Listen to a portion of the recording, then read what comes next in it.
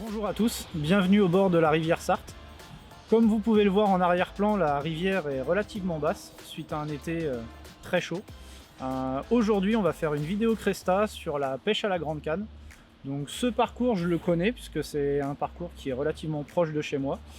J'ai l'habitude de venir faire des compétitions en tout genre, que ce soit des compétitions au feeder ou à la grande canne. Donc aujourd'hui, ça va être l'occasion de vous montrer mon approche pour cette pêche en rivière. Je vais vous parler des amorces, des terres que j'utilise, des lignes, des hameçons. Ça va être pour vous l'occasion de découvrir ma façon d'aborder ce parcours.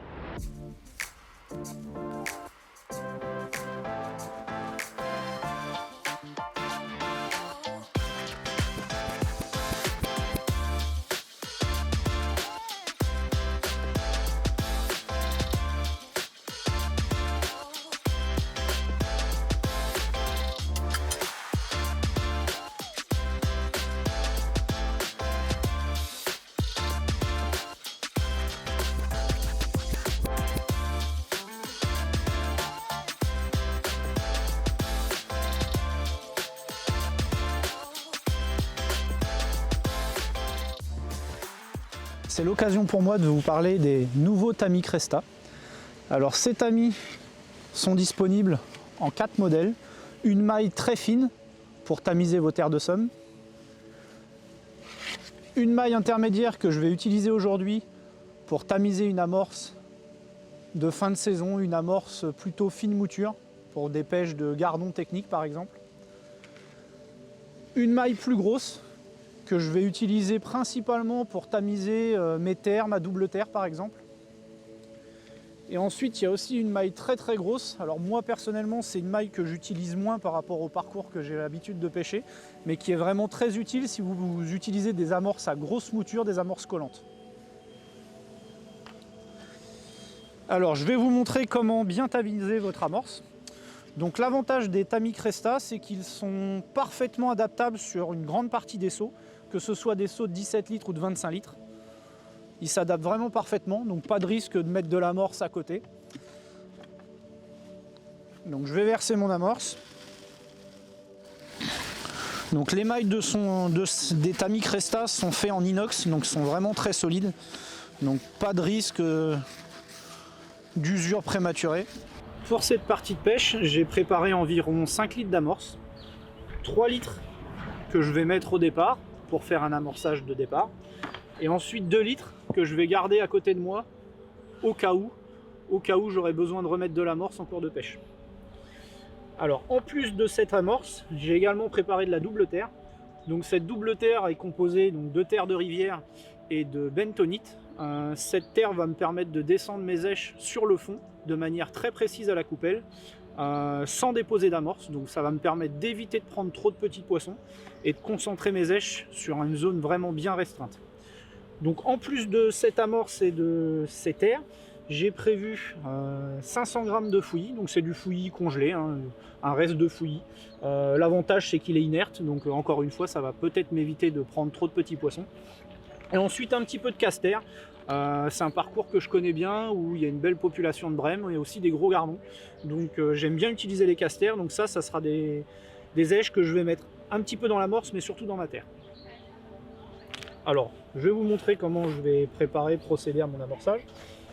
Donc je vais prendre à peu près un tiers de mon fouillis décollé, congelé, que je vais mélanger dans mes 3 litres d'amorce.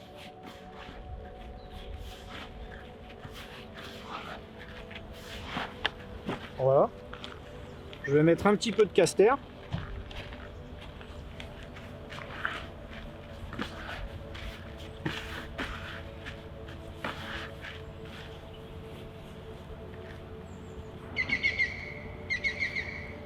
Et je vais faire des boules que je vais jeter à la main pour mon amorçage de départ. Donc comme vous pouvez voir, hein, je ne vais pas mettre une très grosse quantité d'amorce. Je vais faire entre 5 et 6 boules à peu près. Donc petite combi, n'hésitez pas à vous mouiller les mains pour serrer vos boules d'amorce. Ça va vous permettre d'avoir une amorce vraiment qui va bien coller, bien serrer, et où vous aurez une amorce où il y aura moins de particules qui vont s'échapper. Toujours dans l'optique d'attirer le moins de petits poissons possible. Maintenant je vais préparer mes boules de double terre pour descendre des èches précisément sur mon cou. Donc je vais reprendre environ un tiers du fouillis qui me reste de départ. Donc un tiers dans l'amorce, un tiers dans la terre, et il va me rester un tiers pour mon rappel. Donc je mélange bien. Je viens mettre une bonne partie de mes casters. Donc voilà ce que ça donne.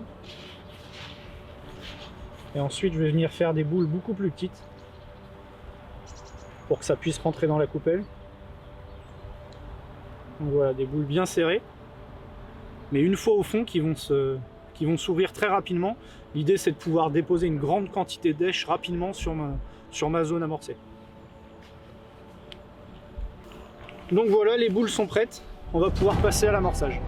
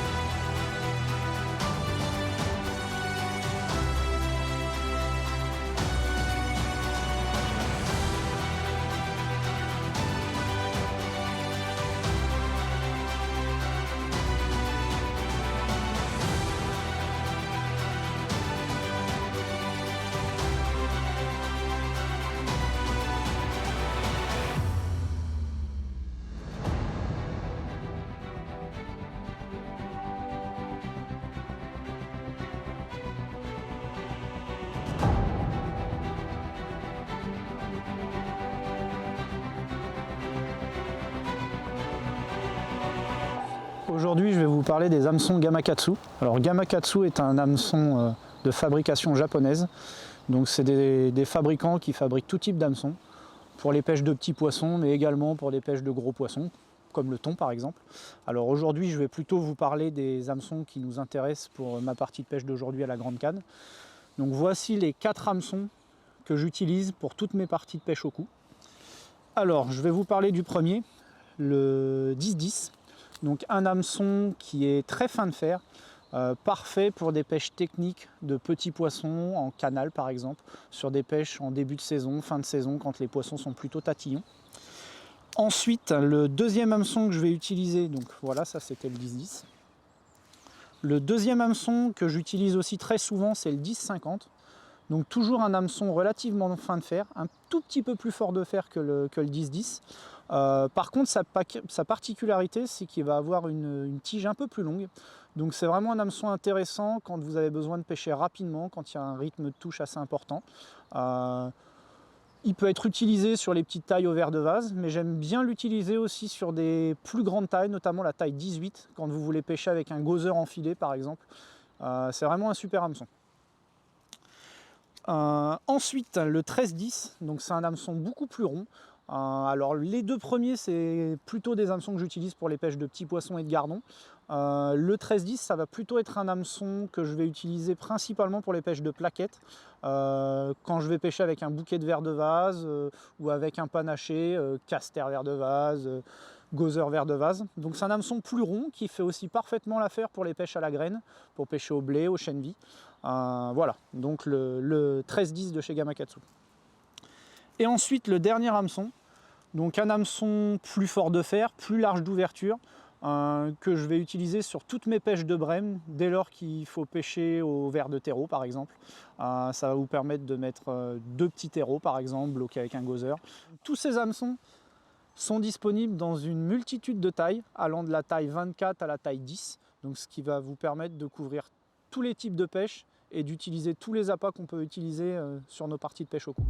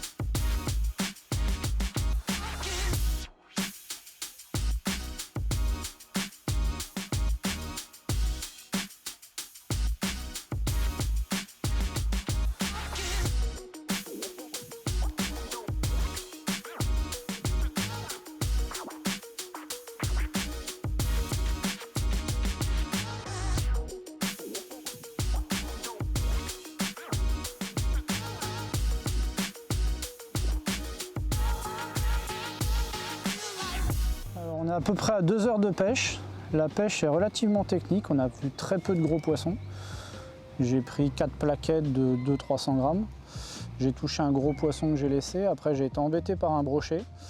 Il y a beaucoup de feuilles qui dérivent sur la surface de l'eau, donc ça ne facilite pas la pêche. D'autant plus qu'il faut que je pêche plutôt léger pour prendre des poissons. Donc quand on a une ligne lourde, c'est pas très compliqué de passer à travers les feuilles, mais là la ligne est légère, là je pêche en 0,8 pour pouvoir déclencher quelques touches. Donc on a fait quand même des belles séries de gardons avec des gardons plutôt de taille correcte. Encore un gardon. Donc là je pêche avec un hameçon Gamakatsu en 10-50 en taille 20 avec un verre de vase. Alors les 4 poissons un peu plus jolis que j'ai pris, je les ai pris au flotteur plat avec un flotteur plat de 2 grammes, en grossissant un peu lèche. Mais là visiblement ça semble ne plus fonctionner, donc je suis repassé sur une ligne plus légère.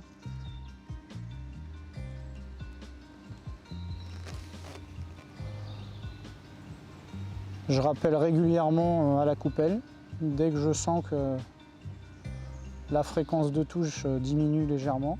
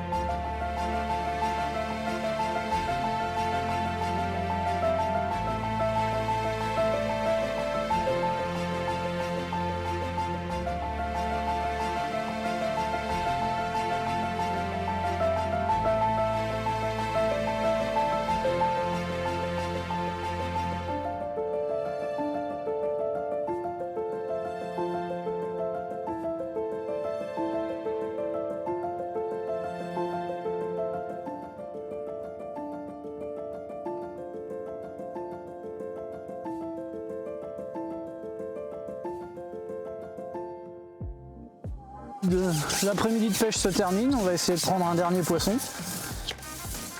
Et puis on va relever la bourriche et on va regarder ce qu'on a réussi à prendre aujourd'hui.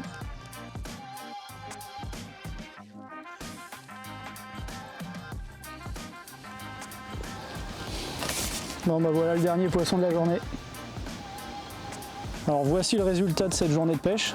Visiblement je ne me suis pas trop trompé de stratégie. Peu de petits poissons, beaucoup de beaux gardons.